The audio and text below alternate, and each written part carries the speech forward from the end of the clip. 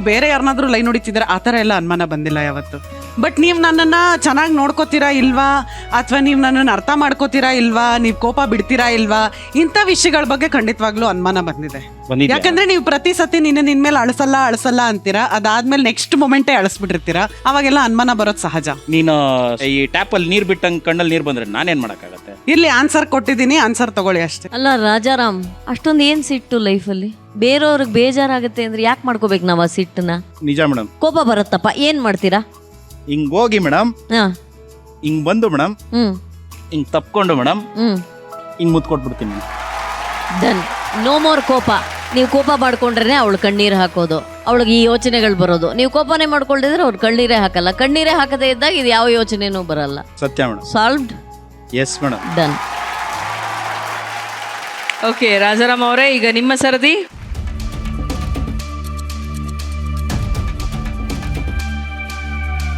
Okay Geetha ಅವರೇ ಹೇಳಿ ಇವಾಗ ಮತ್ತೆ. ನಾನು ಪ್ರತಿ ವಾರ ನಮ್ಮ ಮನೆಗೆ ಹೋಗ್ತಾ ಇರ್ತೀನಿ, ತುಂಬಾ ಅಟ್ಯಾಚ್ಡ್ ಆಗಿದ್ದೀನಿ. ಒಂದೊಂದ್ಸತಿ ಬೇಜಾರಾದಾಗ ನಿಮ್ಮ ಹತ್ರ ಬಂದ್ಬಿಟ್ಟು ಮನೇಲಿ ಈ ತರ ಆಯ್ತು, ನನಗ್ ಬೇಜಾರಾಯ್ತು ಅಂತ ನಿಮ್ಮ ಹತ್ರ ಬೇಜಾರ್ ಮಾಡ್ಕೋತೀನಿ.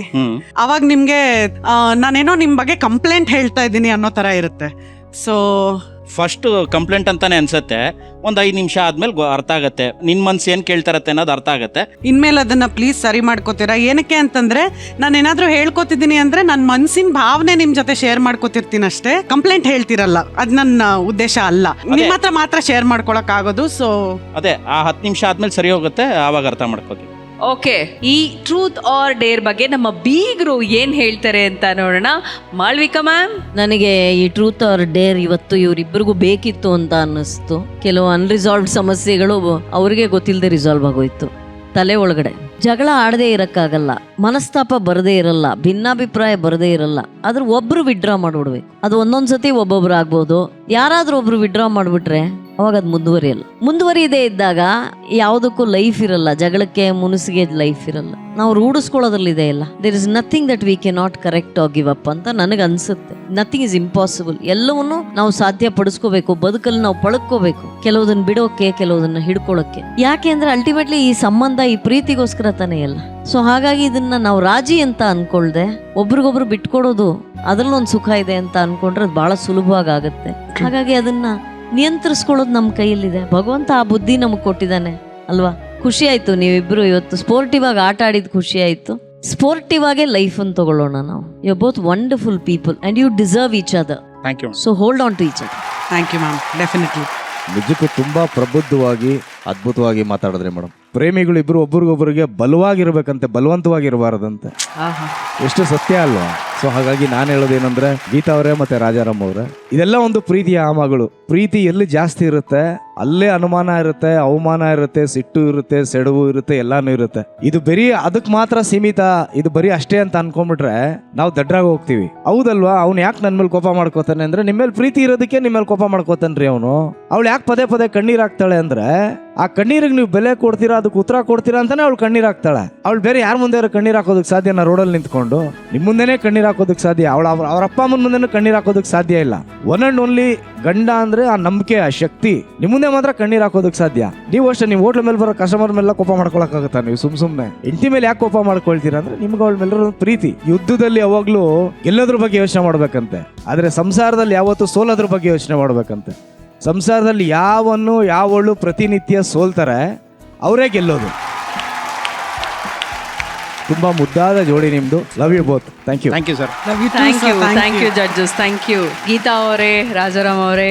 ಖುಷಿಯಾಗಿರಿ, ನಗ್ತಾ ಇರಿ. All the best. Thank you so much. Thank you madam.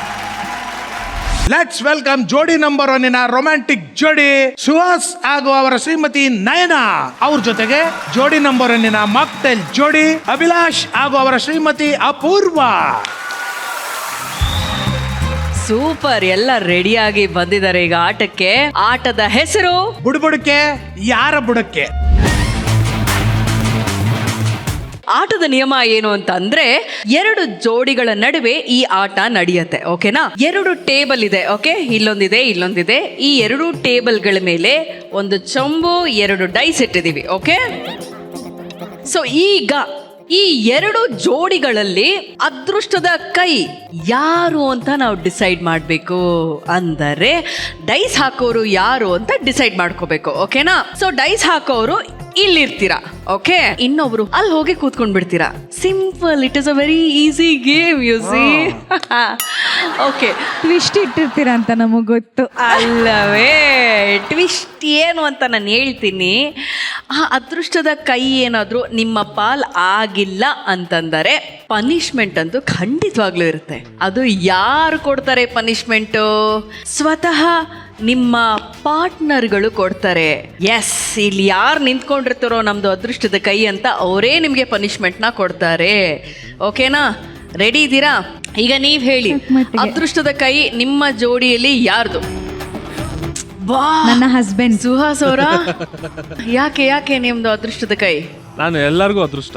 ಎಲ್ಲರಿಗೂ ಅದೃಷ್ಟ? ಹೇಗೆ? ನಂಗೆ ನಾನು ಲಕ್ಕಿ ಅಲ್ಲ, ನಮ್ಮ ಫ್ರೆಂಡ್ಸ್ ಎಲ್ಲ ನಾನು ಲಕ್ಕಿ ಅಂತಾನೆ. ಸೆಕೆಂಡ್ ನೇಮೇ ಲಕ್ಕಿ ನಂದು. ಅಯ್ಯೋ, ಸೆಕೆಂಡ್ ನೇಮಲ್ ಲಕ್ಕಿ ಅಂತ ಹೇಳಿದ್ರು ಸುಹಾಸ್ ಅವರು. ನೋಡೋಣ, ಕೊಚ್ಕೊಳ್ಳೋದಲ್ಲ ಇವಾಗಿದೆ ಅಲ್ವಾ? ನಿಮ್ ಕಡೆ ಯಾರು ಅದೃಷ್ಟದ ಕೈ? ನನ್ನ ವೈಫ್ ಅದೃಷ್ಟದ ಕೈಯ? ಏ ಕಲ್ಲ, ಅಲ್ಲೋ ಕೂತ್ಕೊಂಡ್ರೆ ಅವರು ಫುಲ್ಲು ಪನಿಷ್ಮೆಂಟ್ ಆಗ್ಬಿಡುತ್ತೆ ಅಂತನಾ? ಪಾಪ ಅವ್ರಿಗೆ ಹುಷಾರ್ ಬೇರೆ ಇಲ್ಲ, ಸೊ ಎಲ್ರಿಗೂ ಏನೇ ಆದ್ರೂ ಹುಷಾರಿಲ್ಲ ನಮ್ಗೆ ಆಗ್ಲಿ ಪಾಪ. ಅಂತ. ಈ ಕಡೆ ಅದೃಷ್ಟದ ಕೈ ಆಗಿರ್ತಾರೆ ಸುಹಾಸ್ ಅವರು, ಈ ಕಡೆ ಅದೃಷ್ಟದ ಕೈ ಆಗಿರ್ತಾರೆ ಅಪೂರ್ವ ಅವರು. ಹಾಗಾಗಿ ಆ ಚೇರ್ಗಳ ಮೇಲೆ ನಯನ ಹಾಗೂ ಅಭಿ ಅವರು ಹೋಗಿ ಕೂತ್ಕೊಳ್ತಾರೆ. ಓಕೆನಾ? ಓಕೆ, ಪೊಸಿಷನ್ಸ್ ತಗೊಳ್ಳಿ ಪ್ಲೀಸ್. ಈಗ ಪನಿಷ್ಮೆಂಟ್ ಏನು ಅಂತ ರಿವೀಲ್ ಮಾಡೋಣ. ಓಕೆ, ತಗೊಂಡ್ ಬನ್ರಪ್ಪ.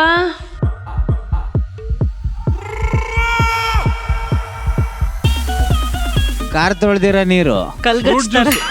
ನಯನ ಅವರೇ, ಅಭಿ ಅವರೇ, ಪನಿಷ್ಮೆಂಟ್ ಏನಪ್ಪ ಅಂತಂದ್ರೆ ಇಲ್ಲಿ ಕಲ್ಗಚ್ ನೀರಿದೆ, ಕಲರ್ ಮಿಕ್ಸ್ ಮಾಡಿರೋಂತ ನೀರಿದೆ, ಈ ನಮ್ಮ ತರಕಾರಿಗಳೆಲ್ಲ ಮಿಕ್ಕಿರುತ್ತಲ್ಲ ಅಡಿಗೆ ಮನೇಲಿ, ಅದೆಲ್ಲ ಮಿಕ್ಸ್ ಮಾಡಿ ಒಂದು ಆರ್ಗ್ಯಾನಿಕ್ ಆಗಿ ಒಂದು ವಾಟರ್ನ ರೆಡಿ ಮಾಡಿದೀವಿ ನಾವು. ಅದೆಲ್ಲ ಮಿಕ್ಸ್ ಮಾಡಿಟ್ಟಿರುವಂತ ಒಂದಷ್ಟು ನೀರುಗಳಿದೆ. ರೆಡಿನಾ? ಈಗ ಏನು ಅಂತಂದ್ರೆ ಫಸ್ಟ್ ಡೈಸ್ ನ ತಗೊಂಡು ಚೊಂಬೊಳಗೆ ಹಾಕಿ ಚೆನ್ನಾಗಿ ಕುಲುಕ್ಬೇಕು. ಕುಲುಕಿ ಆಮೇಲೆ ಉಲ್ಟಾ ಹಾಕಿ ನಾವು ಹೇಳ್ದಾಗ ಮಾತ್ರ ನಿಧಾನವಾಗಿ ಓಪನ್ ಮಾಡ್ಬೇಕು. ಓಕೆ, ತಿರುಗಿಸಿ. ಓಕೆ, ಯಾರಿಗೆ ಕಡಿಮೆ ನಂಬರ್ ಬಂದಿರುತ್ತೋ ಅವರು ಲಕ್ಕಿ ಆಗ್ತಾರೆ.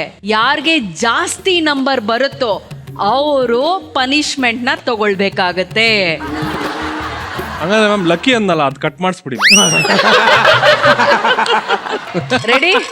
ಚೆನ್ನಾಗಿ ಅಲಟ್ಸಿ. ಬುಡಬುಡಕ್ಕೆ ಯಾರ ಬುಡಕ್ಕೆ ನೋಡೋಣ.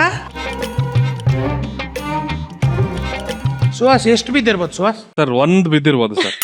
ಒಂದ 2 ಡೈಸ್ ಇದೆ, 1 ಹೆಂಗ್ 0 ಬರುತ್ತೆ? 2 ಬಿದ್ದಿರ್ಬೋದಾಗಿದೆ. 2. ಹಾ, 2 ಎರಡೇ. ಎರಡೇ ಎರಡೆ.